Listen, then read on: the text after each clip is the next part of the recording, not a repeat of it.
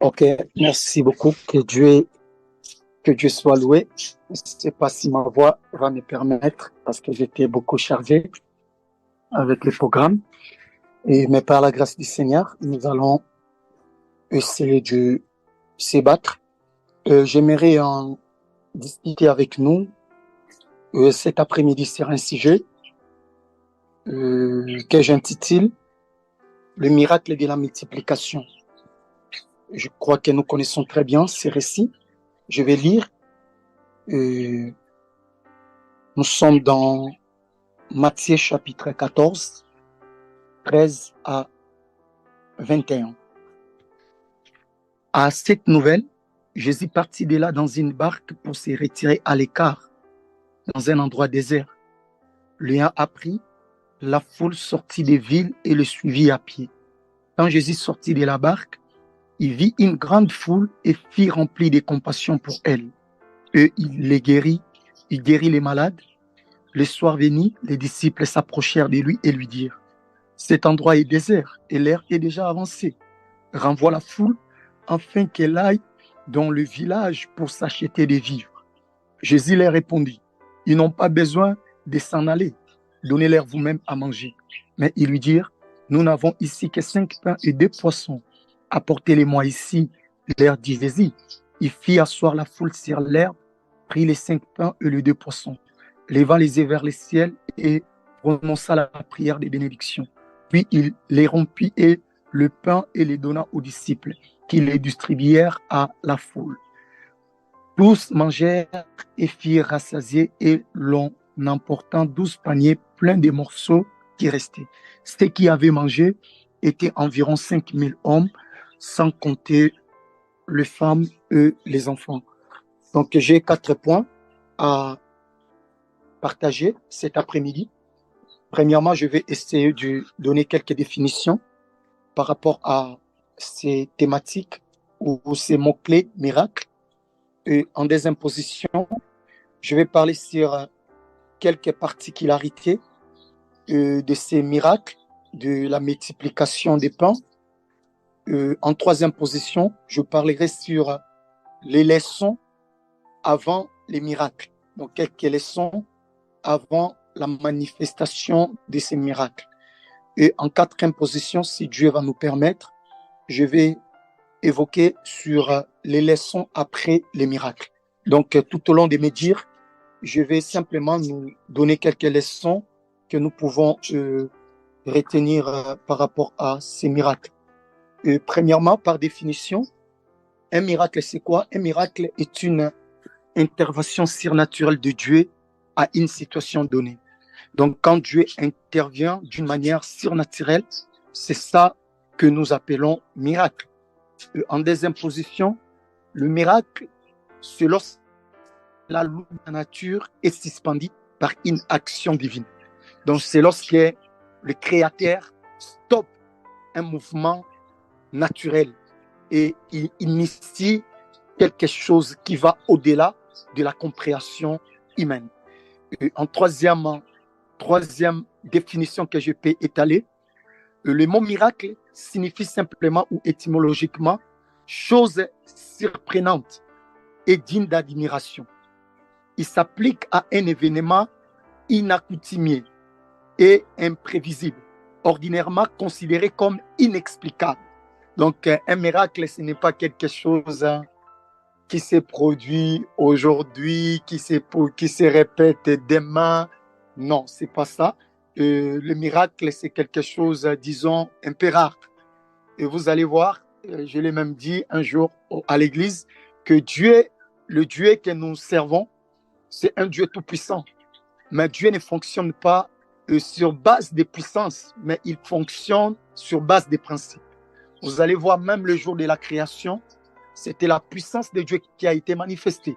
Dieu a dit que la lumière soit, la lumière fille, et tout ce qui s'est passé, Dieu le proclamait par la parole, et c'était la puissance de Dieu qui était à l'œuvre. Mais après cette création, vous allez voir que tout ce que Dieu a créé, Dieu a inséré un système de principes à l'intérieur de chaque création. Voilà pourquoi même les systèmes solaires respectent, les cosmos respectent le fonctionnement. Le soleil quand il sort, la lune doit entrer. La lune, quand il ressort, le soleil doit se reposer. Même les étoiles. Donc, vous allez voir qu'il y a l'harmonie. Dieu a fait ça, c'était la puissance. Mais la suite, c'était les principes. Donc, Dieu fonctionne sur base des principes, même aussi par rapport aux miracles. Donc, les miracles, c'est quelque chose qui est rare. Donc, un événement qui s'est produit. Après, ça peut prendre encore le temps, même dans la piscine de Béthesda, dans la Bible, elle dit que l'ange venait de temps en temps. Donc, ce n'était pas à chaque instant, l'ange était là en mouvement pour bouger l'eau. Non, c'était avec donc l'espace, le temps, on ignore. Peut-être que c'était à l'écart de 5 ans. On sait, parce que l'homme de 38 ans, parfois, nous les condamnons, on ne sait pas combien de temps l'ange prenait pour réapparaître. Peut-être qu'il faisait 10 ans. C'est normal. S'il a 38 ans, donc on peut dire qu'il a raté 3 visitations angéliques, disons, admettons. Donc, c'est ainsi aussi par rapport au miracle. Voilà ce que je peux donner maintenant comme particularité et par rapport à ces miracles. Premièrement, ce que je dirais est que les miracles, c'est le seul miracle mentionné dans tout l'évangile. Vous allez voir dans les 4 évangiles, Matthieu, Marc, Luc ainsi que Jean, et il mentionne ce miracle. C'est le seul miracle. Et je sais que chaque apôtre ou chaque évangéliste a essayé de nous relater la vie de Jésus mais ce miracle a été mentionné dans tout l'évangile. Donc, c'est le seul miracle. Vous allez voir dans Matthieu 14, 13 à 21, on parlait de ça. Dans Marc chapitre 6, 21 à 44, on parlait de ça. Dans Luc chapitre 9, 10 à 17, on parlait de ça. Dans Jean chapitre 6, du verset 1er au verset 15, on parle aussi de ça. Mais lorsque vous allez lire l'évangile de Jean, Jean n'utilise pas l'expression miracle, mais Jean appelle ça signe. Donc, voilà, c'est l'expression que l'évangile de Jean utilise beaucoup lorsqu'il essaye de parler de cette manifestation que nous appelons le miracle. Donc, voilà un peu ce que je pourrais dire par rapport à cela. Donc, c'est aussi un miracle, toujours par rapport aux particularités, qui revient à des reprises dans les évangiles. Vous allez voir, Jésus a multiplié pour la première fois les pains. Il a fait nourrir 5000 personnes, sans compter des enfants et des femmes. Et à la deuxième reprise, il avait encore multiplié le pain. Je crois que cette fois-là, c'était 4000 personnes qui étaient nourries. Si je ne me trompe pas, si j'ai une très bonne mémoire, c'est ça. Donc, c'est un miracle qui a été reproduit à des reprises. C'est parmi quelques parties. Il y en a beaucoup, mais je peux m'arrêter par là. Alors, essayons maintenant de voir quelques leçons que nous pouvons tirer par rapport à avant les miracles. La première des choses que nous pouvons garder est que, parce que ce sont des clés qui peuvent nous permettre ou de provoquer un miracle aussi de Dieu dans notre vie. La première des choses que chacun de nous est censé garder est que il faut savoir confier à Jésus le minimum qu'on a ou le minimum que nous possédons. Et si nous voulons vivre le miracle de Dieu dans notre vie. Vous allez voir Jésus avec les disciples. Lorsque les disciples ont remarqué que le temps était avancé, Jésus devait libérer la foule pour aller trouver à manger dans les villes qui étaient si proches.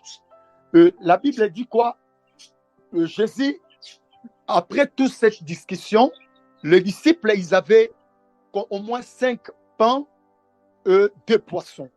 Et c'est les 5 pains et les 2 poissons que les disciples ont confiés à Jésus. C'est sur base de ça que Jésus-Christ a produit le miracle et la suite des choses. Qu'est-ce que j'aimerais insister là-dessus? Que Dieu, parfois, il fonctionne dans les systèmes de ce qu'on a. Mais si nous voulons vivre ce que nous désirons. Donc, vous allez les remarquer dans chaque épisode des miracles. Depuis l'ancienne alliance, même lorsque vous traversez la nouvelle alliance, vous allez voir que Dieu passait souvent par ce que les gens-là possédaient en eux pour manifester ce que ces gens-là recherchaient en eux. Donc, c'est-à-dire que Je vais vous donner quelques exemples pratiques. Même lorsque je nous ramène dans l'histoire de la résurrection de ces ossements desséchés que Dieu avait transporté son prophète Ézéchiel, vous allez voir que ce miracle ne s'est pas produit en vain. Le miracle a été produit parce que le prophète, il avait autour de lui quand même quelque chose. On appelle ça quand même quelque chose parce que c'était les os qui étaient desséchés, les ossements bien aimés qui étaient desséchés. Donc, aux yeux des hommes, ça peut représenter rien. Mais dans le planning ou dans le fonctionnement de Dieu, lorsque l'homme garde encore quelque chose en lui, bien, mais c'est déjà tout pour vivre la gloire de Dieu. Et lorsque je parle de ces quelque chose, ça peut être simplement une petite foi que tu as en toi, que tu as que ça, bien aimé, comme le reste que tu as. Ça peut être, bien aimé, l'espérance qui te reste. Donc tu as, bien aimé, un espoir, bien aimé, malgré que tu as tout perdu, mais tu as quand même l'espoir en toi. Ça peut être, bien aimé, cette courte prière qui te reste en toi. Bien aimé, ça peut être cette vie de sainteté que tu gardes en toi. C'est déjà, bien aimé, le reste, parce que c'est sur base du reste que Dieu produit les surnaturels. Lorsque Dieu a commencé à dialoguer avec son prophète, il a posé la question au prophète. Qu'est-ce que tu vois? Il remarquait les ossements desséchés qui étaient là, envahis. Vous allez voir que lorsque l'homme de Dieu a commencé à parler, c'était les ossements desséchés qui commençaient à prendre la chair. C'est-à-dire que les restes qui étaient restés, Dieu, lorsqu'il voulait produire les miracles, le Seigneur est passé par les restes qui restaient pour manifester une manifestation surnaturelle, bien aimée, dans la suite de l'histoire. On peut aller aussi dans l'histoire des Bartimée, dans la Nouvelle Alliance, ou bien dans le Nouveau Testament. Lorsque nous les voyons, vous allez voir que Bartimée avait tout perdu. Il s'est retrouvé même mendiant. Il était aveugle. C'est les deux choses qu'on retient de lui. Il était un fils de Timée, un homme de renommée, son père. Mais Bartimée s'est retrouvé dans un moment de sa vie où il avait tout perdu. Imaginons que Bartimée, c'était un homme marié. Et avec les femmes, parfois, c'est difficile de gérer certaines choses. La femme a vu que son mari, il n'était plus la même personne avant. Bartimée, la femme peut-être a décidé de se séparer de Bartimée parce que qu'est-ce qu'il peut faire avec une telle personne? Il laisse Bartimée seul. Imaginons qu'il avait des enfants. Les enfants ne supportaient même plus de rester attachés avec leur papa parce que la souffrance était dure. Mais même les enfants ont quitté Bartimée. Bartimée se retrouve dans la rue en train de mendier pour manger. Et qu'est-ce que la Bible nous dit? Lorsque Jésus sortait de Jéricho, parce que Jésus a fait des choses dans la ville de Jéricho. Dans son entrée, c'était pour Zachée, et pendant qu'il sortait, c'était pour Bartimée. Pendant que Jésus-Christ sortait de la ville, la Bible dit, ces mendiants aveugles, ils commençaient à crier, Fils de David, aie pitié de moi. Bien, mais c'est-à-dire quoi? Le diable avait tout volé dans la vie de Bartimée. Il avait pris les yeux, mais gloire soit rendue à l'Éternel. Parce qu'il est écrit que la foi vient par ce qu'on attend, ce n'est pas ce qu'on voit. C'est par ce qu'on attend que la foi vienne. Donc, Bartimée, malgré que le diable avait tout volé, mais il y avait quelque chose qui restait dans la vie de Bartimée. Et c'était dans les quelque chose là qui restait que le miracle de Dieu est passé, mais pour changer la destinée de Bartimée. Là, je suis en train de parler directement à une personne. Et parfois, bien aimé, nous pleurons beaucoup. Parfois, on se lamente beaucoup même devant la présence du Seigneur. Même Dieu, parfois, il s'étonne de nous. Parce que ce que toi, tu es en train de rechercher est caché, bien aimé, entre ce que tu as entre tes mains. Donc, c'est-à-dire que la petite chose là que tu minimises en toi, bien aimé, ça cache ta plus grande, bien aimé, gloire dans ta destinée. Donc, Bartimée, le fait, bien aimé, qu'il avait les oreilles pour entendre, mais c'était tout pour Bartimée, pour qu'un nouveau départ soit annoncé dans l'histoire de Bartimée. J'aimerais te dire aussi cet après-midi, tout ce que vous manquez se trouve dans tout ce que vous disposez entre votre main. Donc, c'est-à-dire que Dieu, il toujours et il passera toujours par ce chemin, bien aimé, pour accomplir des grandes choses dans la destinée de ses enfants. Et regardons encore l'histoire de la transformation de l'eau en vin. La Bible dit que dans la fête, tout était chaos. Le marié s'est lamenté déjà parce que les invités étaient, vous connaissez très bien, quand les gens sont déjà emportés par cette influence des vins, ils ont toujours envie de continuer à boire. Et il est arrivé que pendant qu'ils avaient envie, tout commençait à être, bien aimé, dans les déclins. Qu'est-ce que Jésus a fait? Jésus s'est servi simplement de la vase et de l'eau qui était dans cette maison. Il n'est pas sorti hors de la maison. Donc, l'épée qui restait, c'était inutile parce que la vase, c'était simplement pour la purification, ainsi de suite. C'était quelque chose d'insignifiant devant les Juifs. Mais parfois, qu'est-ce qu'il est écrit? Dieu utilise des choses viles, des choses inutiles, mais simplement pour confondre les sages et pour montrer à l'humanité que c'est lui qui a la gestion de toutes choses. Donc, parfois, bien aimé dans le Seigneur, si nous voulons vivre les grandes manifestations de Dieu, n'oublions jamais qu'avec l'épée que nous disposons entre nos mains, le Seigneur peut passer par là pour transformer et pour changer, afin que son nom soit glorifié. Je peux nous ramener encore dans l'Ancien Testament. Lorsque nous sommes dans des rois, en lisant l'histoire, vous allez voir, il y avait une femme qui avait son mari était un fils de prophète. Donc, c'est-à-dire que son mari était un serviteur, il était un prophète, mais il avait des dettes. En mourant, il est parti, il a laissé les dettes. Et les créanciers commençaient à chaque instant venir menacer la femme. La femme était presque au bout de sa vie. Quand il a rencontré Élisée, qu'est-ce qu'Élisée a dit? C'est seulement l'épée que la femme avait. C'est sur base de ça que le miracle s'est produit. Même avec Élie, avec la veuve de Sarepta, c'était avec le peu de farine et d'huile que la femme possédait que Dieu a fait enfin que rien ne manque dans cette maison. Donc, c'est-à-dire que le peu que tu as, bien-aimé, ne le minimise pas. Peut-être que c'est simplement la prière qui te reste. Peut-être que c'est simplement, je ne sais pas, ton bon cœur là qui te reste. C'est ça le peu que tu as. Sache-le très bien que tu passeras par là pour multiplier quelque chose dans ta destinée.